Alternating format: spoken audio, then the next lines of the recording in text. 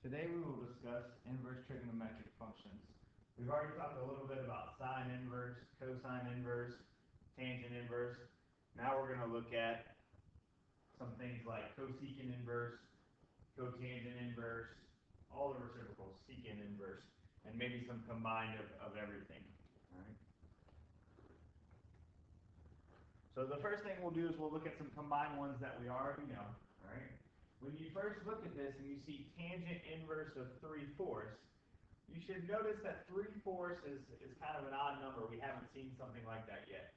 Okay, because when we did tangent inverse last class, all we did was talk about points that were on the unit circle. Okay, well, 3/4 definitely doesn't come from the unit circle. So it goes back to when we used to have values that were not on the unit circle where we had to draw a triangle to determine the trig values. All right, so what we'll do is we'll draw a triangle. And remember, we have a couple definitions. We have either SOHCAHTOA, okay, or we have that tangent, right? Tangent theta is equal to y over x. All right, so if I were to draw a triangle, and we'll go ahead and draw it in the first quadrant since it's positive 3/4. All right, and we'll say this is our theta here. Well, this is like saying that 3/4, tangent inverse of 3/4 is equal to this theta, okay, where 3 would be your opposite side, and 4 would be your adjacent side, or your y and your x, whatever you want to call it, okay? So opposite of theta is 3, all right? And adjacent to theta is 4. All right. Well, tangent inverse of 3/4 is equal to this theta right here, right? So what we're going to say is we're going to say cosine of theta, all right? Because if we were to take the inverse tangent of 3/4, it would equal this angle here, theta. And now we want to determine cosine theta based on this triangle. Well, this triangle here, cosine theta, we need adjacent over hypotenuse, okay, or x over r is some of the other definitions we talked about. All right, adjacent over hypotenuse, so all we need to do is find the hypotenuse. We can do that one of two ways. We can notice that this is a triangle that we've seen often. It's a 3, 4, 5 triangle, so the hypotenuse is 5, which can easily be found by doing Pythagorean theorem. 3 squared plus 4 squared equals r squared, and then you would solve for r. All right, but I'm going to go ahead and write 5 as our hypotenuse. And we said cosine theta is equal to adjacent over hypotenuse, which is 4 over 5. All right? And there's our final answer.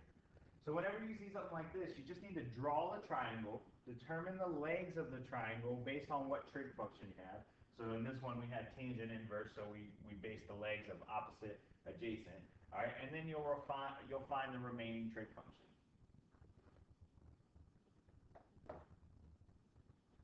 All right, so next, on this page is super important, right? We've talked about sine inverse, cosine inverse, and tangent inverse, and just a little refresher. So when we had sine inverse, okay, y had to be in between negative pi over 2 and pi over 2.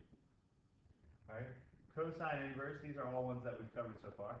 All right, our y, and when I say y, I mean our angle, our answer that we're getting, has to be in between 0 and pi.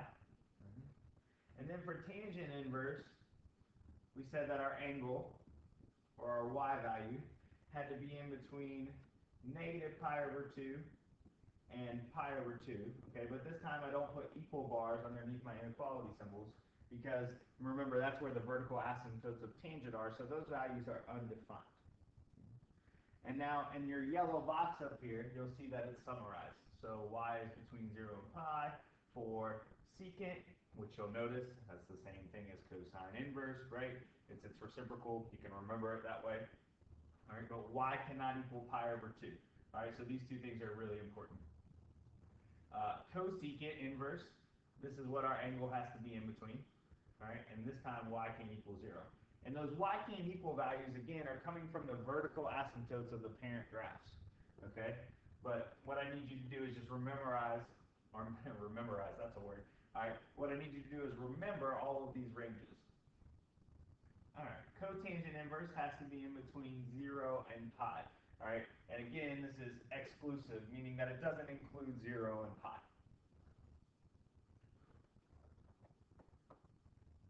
So let's look at some examples. All right, the first thing we'll take a look at is cosecant inverse.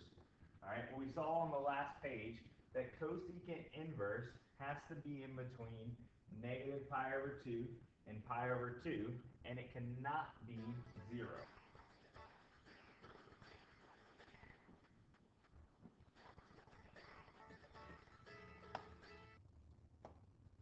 All right. Sorry about the phone call, guys. Mr. Ruffo was actually calling me, checking on me. But I want to get this video made for you so you can kind of keep rolling with the punches and stay pace with first plot. But what we were talking about is that cosecant inverse has to be in between negative pi over 2 and pi over 2, and it can't equal 0, okay? And that comes from the last page where this yellow box here that I know I'm in the second row, all right? So what we need to do is, again, we'll draw this piece of the unit circle. All right, between negative pi over 2 and pi over 2 is right here. It's negative, so if it's negative, it's either going to be in the first or fourth quadrant, but since it's negative, and we're talking about cosecant, all right, if you remember, cosecant theta is equal to 1 over y, or in other words, the reciprocal of sine. So it's going to end up being in the fourth quadrant because this value is negative, okay? So it's got to either be one of these three angles, okay? And these three angles we should know by now. Negative pi over 6, negative pi over 4, and negative pi over 3, okay? Right, and if you're looking at your unit circle, the xy coordinates of those are square root 3 over 2, 1/2, square root 2 over 2, negative square root 2 over 2. Sorry, I forgot this negative right here, negative 1/2. All right, and this one right here, which would be 1/2 negative square root 3 over 2.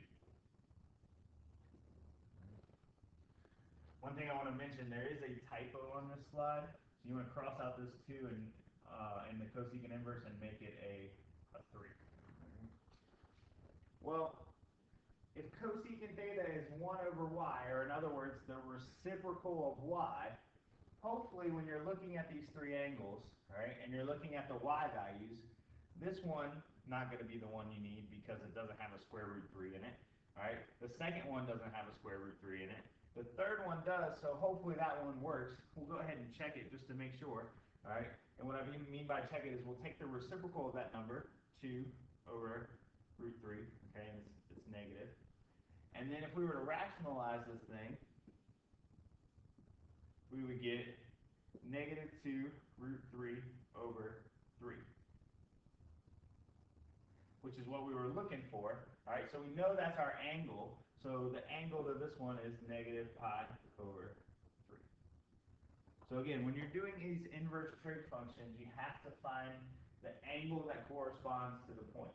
Okay? Let's see a few more examples, so hopefully you can get this down.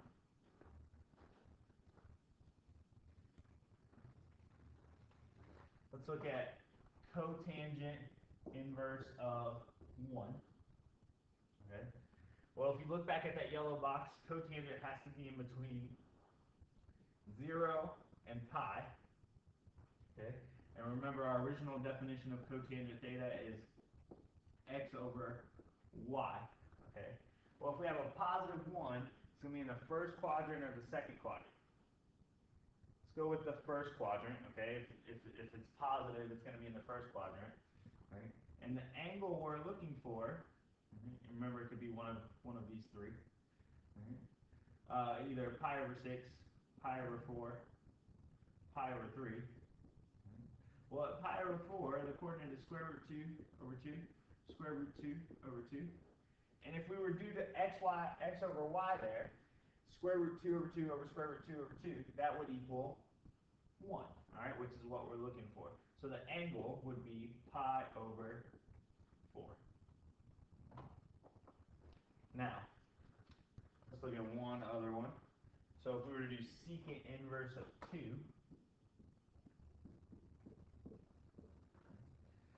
secant, again, we're looking between 0 and pi, all right, but y can't equal, or when I say y, theta can't equal pi over 2. Well, again, it's positive, so it's probably going to be in the first quadrant of this semicircle, all right, and secant inverse, all right, secant theta is 1 over x, or in other words, the reciprocal of x. So when we're looking at these three angles here, again, all right, well, it's going to be pi over 3, all right, because at pi over 3, the coordinate is 1 over 2, square root 3 over 2, all right, and the reciprocal of this x value right here is 2, which is what we're looking for, because we're looking at the reciprocal of x. So our angle that corresponds to secant inverse of 2 is equal to pi over 3. All right, hopefully you have a good idea of what you need to do here. It's not that much different than what we did in the previous lesson when we were looking at the other three functions. It's just now we have a few more ranges and domain restrictions to look at when it comes to what thetas we need to pick. All right. Here's your assignment. Go ahead and get this all done in class. You should have plenty of time to do it. All right, we will be having a quiz when I get back on 7.1 and 7.2. That quiz will probably be on Friday because I do want to give you a chance to ask any questions about this lesson since I was not here to teach it in person.